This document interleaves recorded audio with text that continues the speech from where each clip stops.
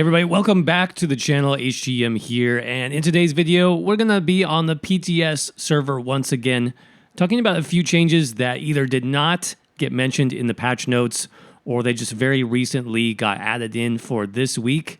But these are things that I missed last week that do have a pretty significant impact on the game. One of these is definitely a nerf. We do have another buff, which is pretty nice.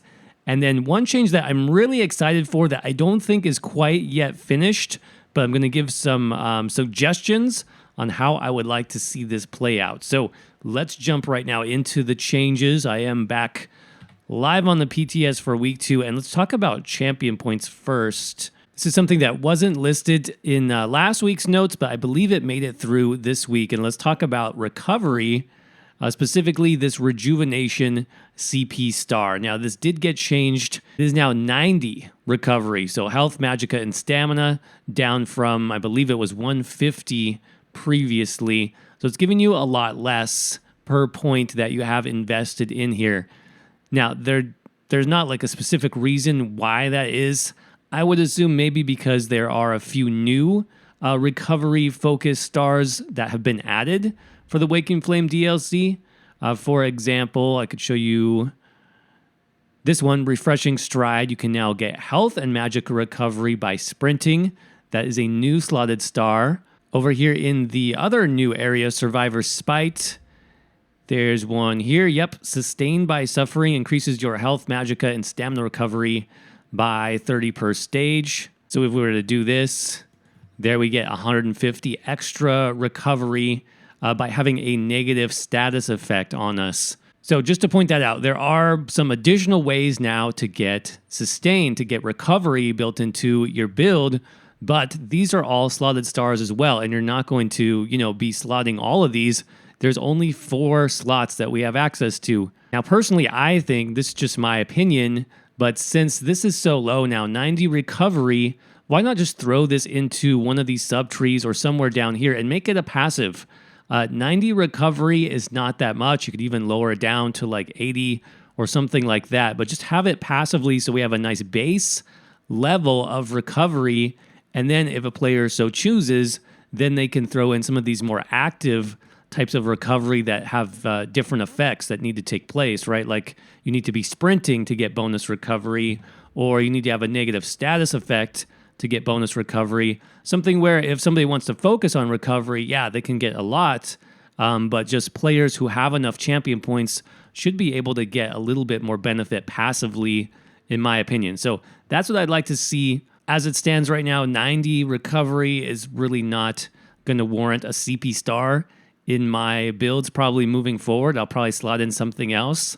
And that's something, by the way, that I've been liking a lot is this one. Thrill of the Hunt now gives you major expedition for 6 seconds when you kill an enemy. This is actually pretty powerful. That can, of course, stack with other movement speed buffs that we have for item sets, for other CP nodes. There's many other ways to get movement speed. So that's what I've been using. So anyways, that's just my opinion. Just wanted to draw your attention to those changes as far as CP goes. Now, another change that I would consider a buff probably that I know a lot of people were asking about when we were talking about like hybrid passives, right? Like Templar, Balanced Warrior, you now get weapon and spell damage. Other passives are giving you weapon and spell damage. A lot of people brought up Sword and Shield. Well, this actually did get buffed last patch, and I think it just missed the notes for whatever reason. So the Sword and Board passive with one-handed and shield equipped, you now increase both your weapon and spell damage by 5%. This is a pretty nice change. I mean, it's not a huge amount of damage, but I know for, off-meta builds, maybe PvP, some solo builds and PvE, having an extra bit of spell damage is going to be nice. Not only for your damaging abilities, but let's say on a back bar, a defensive setup, you'll get more healing from having raw spell damage on your build when you have those magic-based heals. So I do like this. I'm glad that they've added this in. And again, a lot of passives in the game are now transitioning from either one type like weapon damage to having both weapon and spell damage combined as part of the passive. The last change I want to talk about is something I'm really excited for. Totally missed this last week because it was not in the patch notes, but something is going on with the Deadly Strike set. Now, if you're familiar with my builds, I like this set a lot. for stamina classes, like for example, Stamina Templar, Stamina Dragon Knight. I've run this on many builds in ESO, and that's because it's one of the best dot-focused sets in the game. Previously, it gave you all the stats we see, so 129 weapon damage, critical, more weapon damage, and it gave you a 20% bonus to your physical damage dots and channeled abilities. So there were some weapon abilities that counted for that. Rapid strikes, for example, from dual wield, that counted as a channeled ability. Of course, Templar biting jabs counted as a channeled ability. So you got a very nice 20% buff.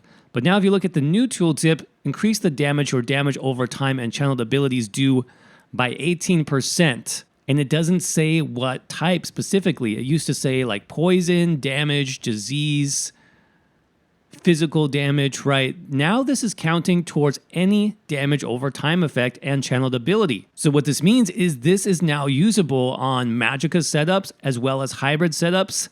And even if you just wanted to use it on a pure stamina DPS like Stamina Templar, any ability that you had previously, let's say Ritual of Retribution, that did magic damage, so it didn't used to get buffed by deadly, but now it will. So first of all, the fact that they knocked it down to 18% doesn't matter to me because it's now affecting more abilities. You're actually going to get more DPS out of this set. But the thing I really like is now we can start thinking about maybe applying this to magic-based setups or hybrid setups. I did some testing earlier on my Magicka Templar, and yes, it is working as it should. It's buffing those magic-based dots and channeled abilities. So this has the potential of being really strong. I would actually love to run this on, let's say, a Magicka Dragon Knight.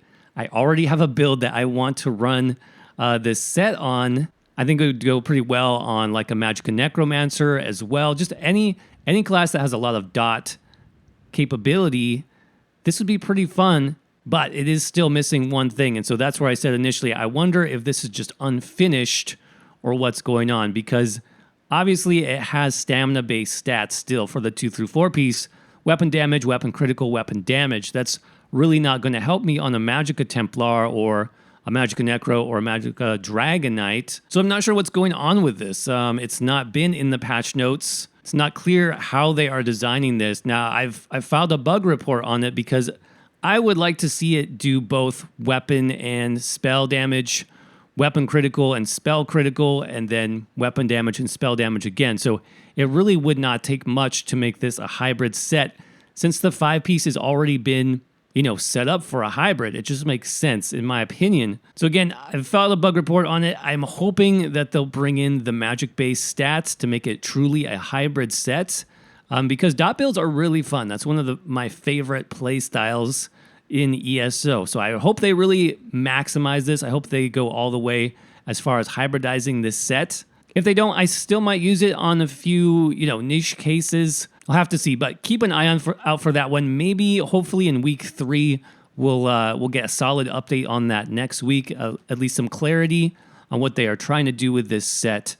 But until then, hopefully you all found this video informative. Of course, if you did, don't forget to crush that like button. Let me know what you think about these changes down in the comments section below. What do you think of the CP changes to Sword and Shield, and the Deadly Strike set? Definitely be interested in reading those comments. And as always, thank you all so much for watching. I hope you're doing well. Stay safe out there, and I will see you around in the next video.